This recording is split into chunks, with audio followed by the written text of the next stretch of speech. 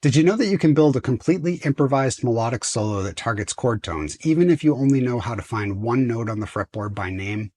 I'm talking about following the changes, targeting different notes on every chord, and playing across the entire fretboard, but only needing to find one note by name to do it.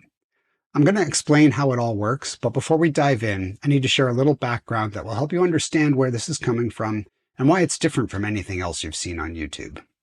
If you're new to the channel, welcome to Fret Science. My name's Keith. I'm not a virtuoso guitar player by any stretch, and for most of my life, improvisation felt like something I just couldn't quite figure out how to do. Every guitar teacher seemed to be saying, learn all these scales in 5 different positions and practice them in 12 different keys, and it just seemed like a mass of stuff that had to be memorized before you could really start playing freely. But it turns out you don't need to memorize and juggle all those patterns. What changed everything for me was a series of simple visual models that made it easy to find the notes of any scale or arpeggio all over the fretboard without memorizing lots of fretboard diagrams. And the side benefit was that the method was so easy to remember that it freed up enough of my mental focus that I could pay attention to playing with good phrasing and choosing good target notes. And suddenly, improvising over chord progressions didn't feel impossible. I was doing it. I've been teaching pieces of this method in my videos here on YouTube for almost 3 years, but now I want to take it to another level. What I'm going to show you in this video is how these methods connect into something bigger. You can absolutely piece almost all of this together from my other videos, but I've recently made some surprising new discoveries, and I've put it all together in a new course called Improv 101 that lays everything out step by step and gives you all the prerequisites you need to succeed, even if you're just getting started on guitar. I've taught beginner and intermediate players to improvise using these strategies, and the results are amazing. Over 300 students have already taken the class, and the feedback has been phenomenal. It's way too much to teach in one YouTube video, but I'm going to show you how the system works, and then at the end, I'll share more about the course in case you want to check it out. Stick around and I'll show you how to get an early bird discount as well. So let's get back to that idea. If you can find one note by name, you could build a complete solo over chord changes. You probably won't be surprised to learn that the note you need to find corresponds to the key of the chord progression you're playing over. Let's say you're in the key of D. If you can find a D anywhere on the fretboard, you can build a simple geometric shape around it that gives you 5 useful notes. I call this shape the stack. If you place it around the D note like this, it gives you the D minor pentatonic scale, the same one you probably already know, but anchored visually and conceptually to the root of the scale. And more importantly, it can be rebuilt anywhere you can find a D note without needing to memorize multiple scale patterns.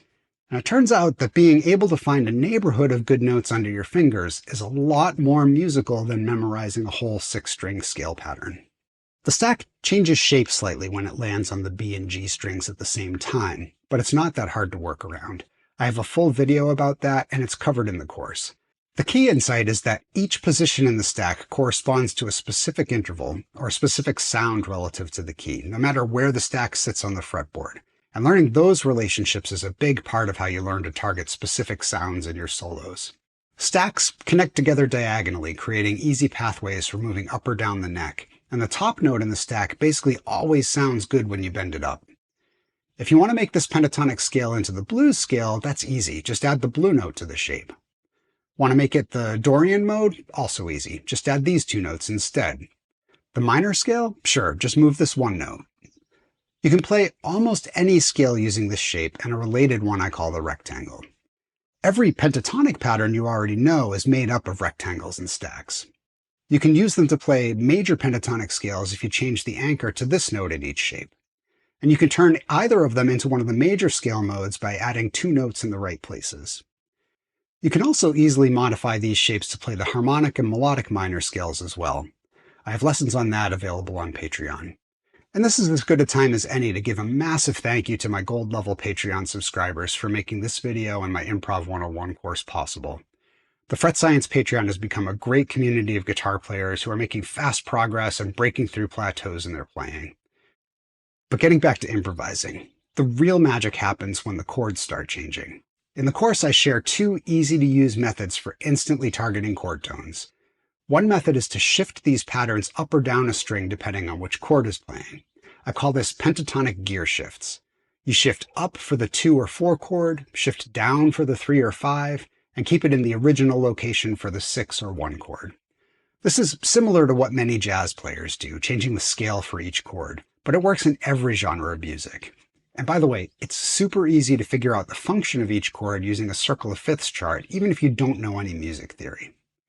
Here's a quick example of pulling this all together into a melodic solo.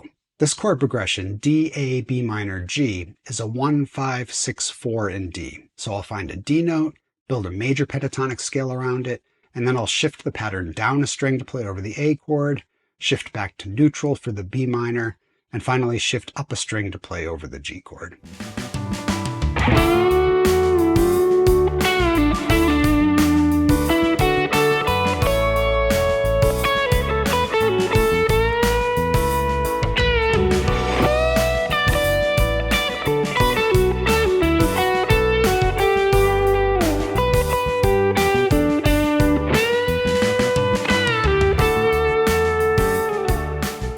And there's another easy way to target chord tones where you keep the same underlying scale throughout the solo. You don't shift it, but you learn where the chord tones for each chord sit relative to the rectangle and stack shapes. For most music, there are only 7 overlays to learn, and those will enable you to target chord tones at will over most chord progressions. With this method, the underlying pentatonic scale stays in the same place. The target notes change for each chord, but they're always in the same location relative to the rectangle and stack. One of the biggest benefits of this approach is that you don't have to memorize different chord targets or arpeggio patterns for each of the 5 caged positions. You just find a note that corresponds to the key anywhere on the fretboard, visualize a rectangle or stack there, and then everything you need is right there under your fingers.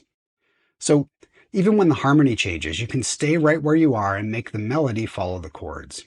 Or you can play up and down the fretboard and be confident that you can instantly reorient yourself. I obviously don't expect you to be able to do all of this right now based on this short explanation, but I hope you can see that it's logical and that the building blocks aren't nearly as complicated as you might think. As I mentioned, I've covered a lot of these ideas right here on YouTube, and you'll always be able to find those explanations for free here on this channel. But what my new course does is both boil these techniques down and expand on them. It puts everything in exactly the right order and connects all the dots. It creates a logical musical sequence that guitarists of all levels can follow. The course is called Fret Science Improv 101. It contains 55 step-by-step video lessons totaling over 4 hours of content. The course includes more than 20 original backing tracks, a 67-page PDF reference guide, and printable cheat sheets for each of the 8 modules. Over the course of the 8 modules, you'll learn the major and minor pentatonic scales, the blues scale, and the major scale modes all over the fretboard, and you'll learn the 2 powerful strategies I mentioned for targeting chord tones anywhere on the neck. But most importantly, you'll get a bulletproof system that makes improvisation make sense. Here's what some of my students have said. Shane says, Improv 101 is the clearest and most practical path I've found. It makes music theory feel intuitive instead of intimidating. It finally cracked the code for me after 17 plus years of memorizing tabs.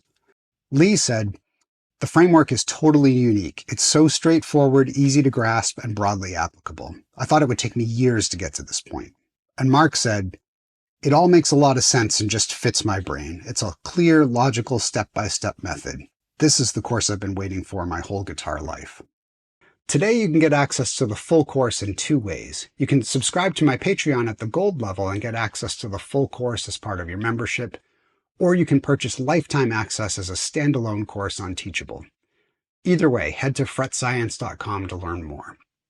The first 100 viewers to use the code EARLYTUBE will get 20% off the course at Teachable or off their annual membership at Patreon. If you've ever felt stuck with improvisation, I want you to know that I've been there too. This course is everything that helped me finally break through, and I think it can help you too. Even if you don't take the course, I hope this video gave you a new way to think about the fretboard for improvisation, and I hope you'll check out my other videos. I'll see you next time.